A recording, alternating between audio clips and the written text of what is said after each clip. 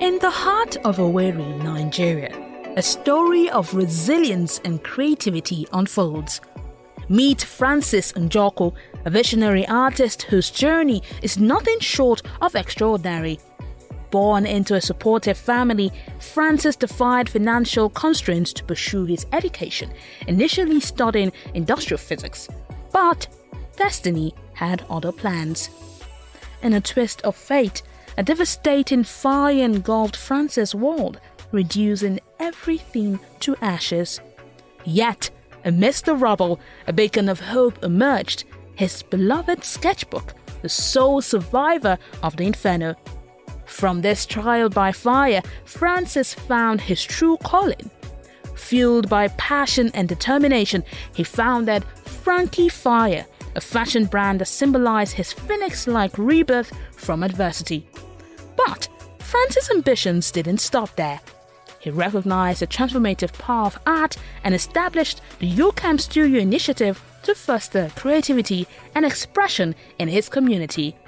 Driven by a desire to preserve African craftsmanship, Francis launched UCraft, an innovative e-commerce platform showcasing the continent's rich artistic heritage. His commitment to promoting local talent and empowering artisans has earned him widespread acclaim and recognition. His story serves as a testament to the indomitable human spirit and the transformative power of art. In the words of an ancient proverb, "Out of a fire, a phoenix is born." Franci Njoku is living proof of this timeless wisdom.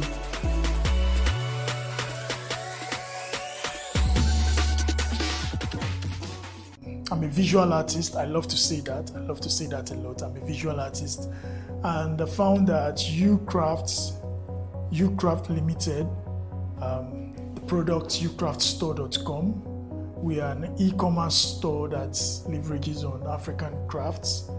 We sell, we promote, we distribute African crafts on a global stage. And we are also trying to promote sustainable living. That is what UCraft does. All right, first of all, I've always been a creative kid. I've always been a very creative kid, though my parents don't know. Every Nigerian parents don't want, they want their children to be successful, and creative art is not like a mainstream of success here in Nigeria. So I went into the sciences. I've always been an artist. Started off with fashion illustration, to clothing designing, to murals and art, just basically what every visual artist does. So UCraft came after we started UCAM, and as a result of UCAM Studio, which started as an incident that happened to me. I encountered a fire incident that pointed me to, you have to really go into your art practices. And I took it off from there. We started UCAM Studio Initiative, where we did a lot of projects like Good for Good, E+ project. We tried to sensitize people on the importance of art. Now, I discovered something that a lot of people who actually love art but can't identify with it directly because of its lack of functionality to them. Okay, and what could bring that functionality? That functionality could only come when you have crafts, right? When you have the simple items that we use around us on a daily basis. So I discovered the challenges of these crafters and people who practice, who are still doing the creative practices of making crafts. And the challenges is getting their works out there, getting their works to people who need them, people who actually are willing to part ways with their money, right? And we started thinking of how do we get to do this. I realized that my grandmother already does this. She's already a crafts dealer. She was already a craft dealer. How do I get to do what she has already been doing, differently? So we thought of UCraft, and UCraft is already 1 year old. By April this year, we're already 1 year old, and so far we have been able to get into the business proper, selling of African crafts, building our e-commerce sites, liaising with creative crafters, collaborating with them, partnering with a lot of creative crafting organizations, companies that buying into what we are trying to do. Just beyond selling of the African craft, but also promoting sustainable living for these crafters and sustainable living within our homes and living spaces. All right, I would first of all say the challenge is not necessarily finance, which is what every business actually needs to scale. We have a challenge with getting the right skill sets, the right set of people, the right resources, human resource, to be able to reach out to more of our crafters to come on board, because we need these crafters to sign up with us. We need these crafters to come on board, and for us to reach the global market, for us to get their crafts to people who get them and patronize African crafts. We're still in a work in progress. Just 1 year. Ucraft was 1 year on the 16th of April. However, we have about 400 contacts, 400 direct contacts to crafters, a hub of about 400 crafters. We have about 40 craft partners, craft company and partners, ranging from the textile crafts to the wood crafts to metal crafts, the gemstones, and so on and so forth. We also have a solid structure, created a solid structure that I bet will be able to hold a dedicated team if we get them together. We also we're looking at a very good e-commerce platform that will be competing with a lot of global crafts stores like the Etsy, eBay, and even Amazon. So we are really working and trying as much as possible to get our products out in the market as soon as possible for the entire crafting market to get along with. Hi everybody, welcome back to the show. My name is Victor, I'm an accountant, and we have Francis here in the studio. Good to meet you, man. Good to meet you, Victor. All right, so I would like to know about your business. I understand you're into the craft business. So how's it been? Just give me an overview, like what's up? Well, so far so good. It's been a journey, it's been a ride, and we're going to get there. It's something that we learn through the process.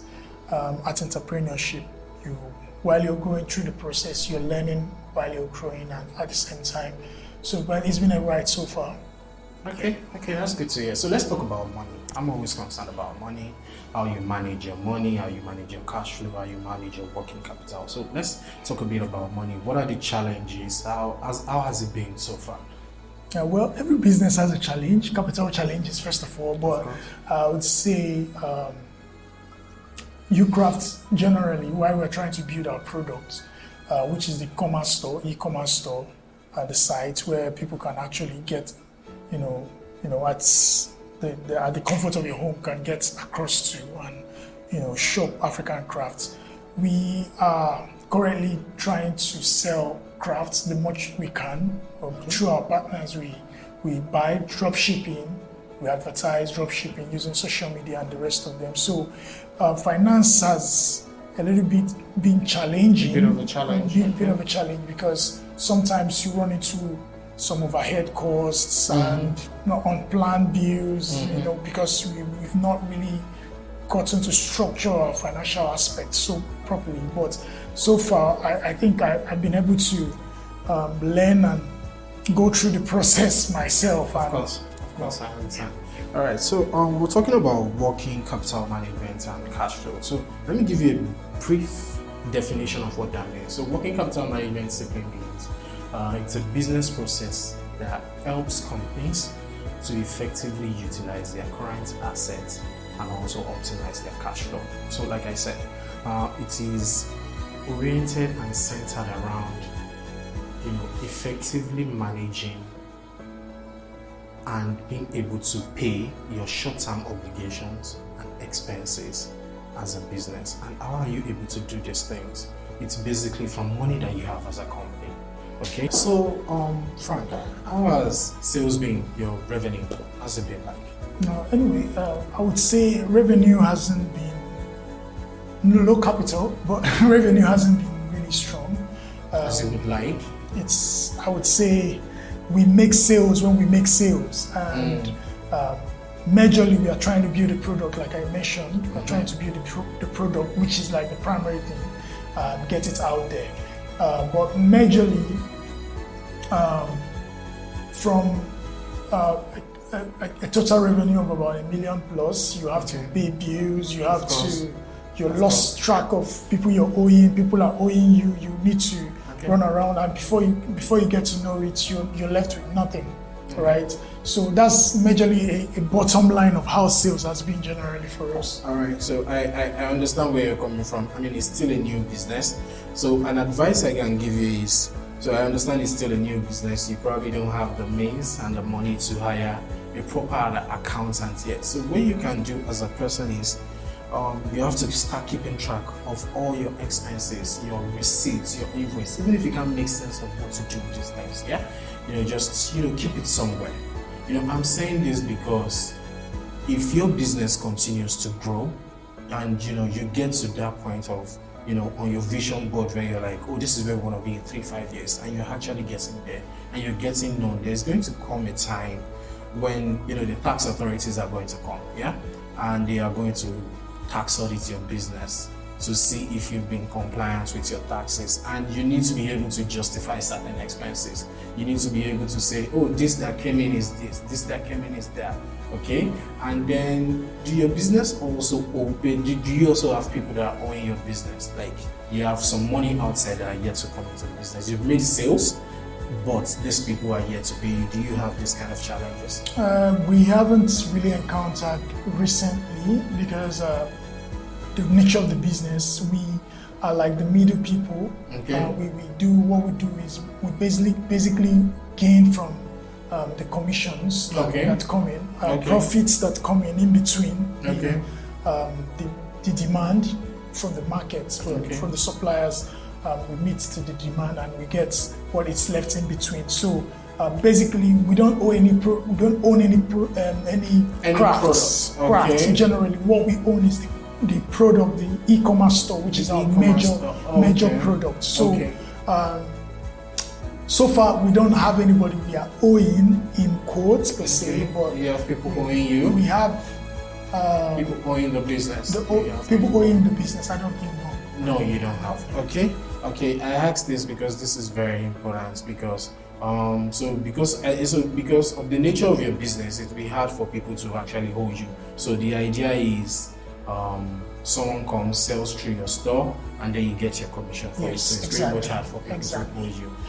I brought that up because there are measures in place you can use to deter or discourage people from owning the business. But since this is not a challenge for you, we can just move away from that. Apart from sales, as a business at the moment, have you considered getting some sort of loan or some sort of investment to push your business to the point where it grows and it becomes more sustainable? Has that been an option for you? Yeah, we considered that earlier, and when we tried to go through business development strategies and analysis, we discovered that I think it's not the best time to jump into collecting loan, that if we can actually bootstrap on ourselves, to get ourselves to a certain level of the foundation stage, which we are in now, get the product into the market, get people subscribed into the product, as much crafters as possible, get our data beefed up, we can now launch into getting investors. That is exactly what we'll be looking at from the next stage of our growth, where we'll be getting investors to see what we are doing so far and get to invest in the business, because the business is not only it goes beyond just making money. Of course, it's about making impact as well. So we're not just looking at the investors now. We are still open to having investments, stakes into the company, but at the same time, we're really careful about that for now. All right, so I understand where you're coming from. So if in the future the idea is to have investors come into the business, one of the things they're going to look at are your numbers, and you can't have numbers without keeping proper records. So to the best of your ability, even if you can't hire an accountant for now, as a business, you need to start keeping proper records, because what they are going to do is they need to look at your top line. Your top line is the revenue, your sales, and they're going to look at your bottom line. Your bottom line is the profit and the loss the business has made or incurred, throughout, the period, throughout the year. So these are figures they're going to look at, and they're not just going to look at it, they're going to see that, have you been doing business diligently? They're going to see, are there places where you could be exposed in the future? Do you have tax obligations that you've not paid? These are things you really need to look at, from as the owner, as an entrepreneur, because I promise you, government is always trying to, get their own money, and it is very important that, your tax liabilities, your tax obligations, that you're paying them on a regular basis, because failure to probably file some things or failure to probably even remit some taxes, it comes with interest and penalties.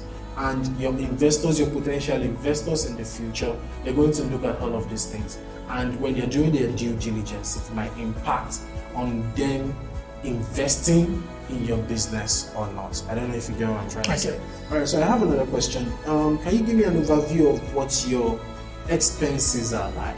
Okay, what you usually incur on expenses, maybe like on a line by line item. So expenses in a business could be office supplies.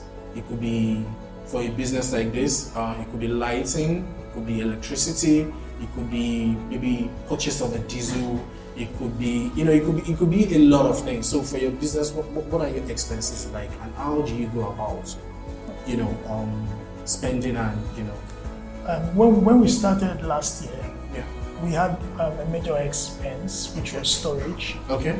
For storage. So you had to pay for storage? I paid for storage. Okay. Logistics. Okay. Like how to move, from point A to point B. Point B. Yeah. Then, which every business actually does. Data management, subscribing to the internet, cell phones, and all that. So these calls, you have to make calls, you have to subscribe to the internet on a regular basis to push the market and all that. So these are like the major expenses we look at. So, but moving down to Lagos, I moved down to Lagos December. Okay. So I moved down to Lagos here. December last year, correct? Yeah, I got a space where I'm using, in case I get inventories, I just get to put them there, wait till I move them out. The only challenge concerning this has just been logistics, which is for now, which is what we're trying to look into ways to sort out and also. Okay, so let's talk a bit about the logistics. So when you say challenge, is it like challenge in paying these people that moves these things for you, or challenge? Can you explain better, please? Now, logistics including packaging, handling, and the rest of them. We've not really done a good work on our packaging. We're trying to. Those are like part of the things we are going to look into at this stage before we get it proper into the market. Packaging really to safeguard the products that we make. Another thing that pretty good challenge is keeping a stable logistics price. For example, Mr. A calls from away that he wants a rattan basket or a laundry basket, raffia laundry basket, and we get it for 25,000 naira in the market, and we send it to him, you know, and you get to realize that if we don't have a proper logistics management, sometimes it costs as much as 10 to 15 to 20,000 naira to get it to him. Almost the price of getting the product. But if there's a proper logistics management, we cut down to the price of subscription, and you see that the logistics handles it better alongside the packaging and other things that we're looking at. So it's all things in process, like I told you, and there are things we're really looking at and considering to get help and get management from. All right, so let me just give you a little bit of advice, regarding some of these expenses. So number one of the things you need to do is drive your business to a point where you are making constant revenue. Okay, when you're making constant revenue and you're doing constant businesses, there is more inflow of cash, obviously. So how that helps is it can then give you leverage to be able to negotiate with people, like your logistics people, like the people that have to do your packaging for you. So one of the things you need to look into is to defer some of your payments. Okay, so I'm going to pay you 10,000 naira this month, but there's something else 10,000 naira can do for me, and I'm doing so much business with you. Can you allow me just pay you in the next maybe 2 months or something? These are things you really need to start looking at. Like, fine, you are. So let me give you an example. There was a point in my former company, we discovered that there was a business that we hold a certain amount for internet. We just discovered, between so period, we didn't pay for internet, and they made us. So we did our checks and we realized that we hold these people truly, and we had the money to be able to pay them like outrightly. But what we did was, we negotiated with them.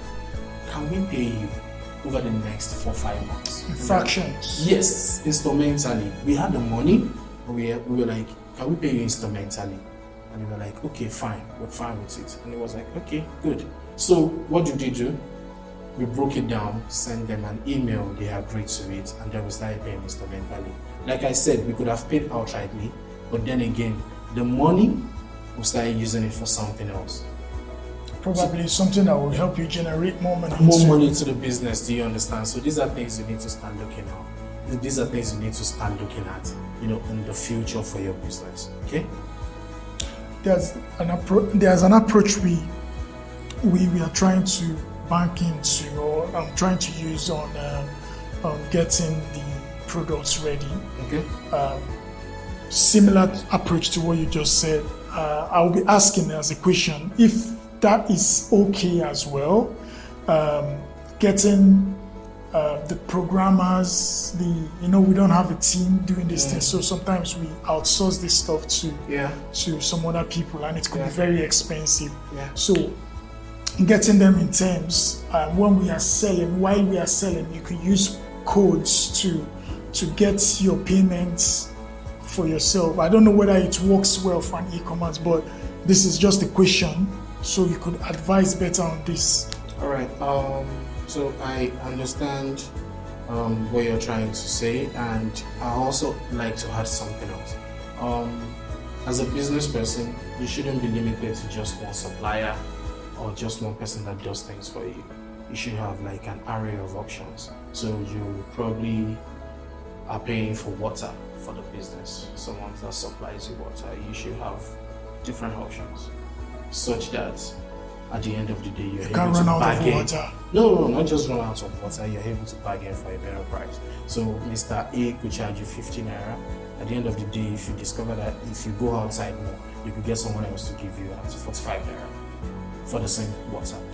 So these are things you need to start looking at too, so as you can save as much money as possible, and then you can use this money saved to do other things. Francis, I'm so glad we had this conversation, and I'll be looking forward to how these recommendations will help your business in the future. Yes, nice to meet you once again. You too. Thank you very much. You're welcome.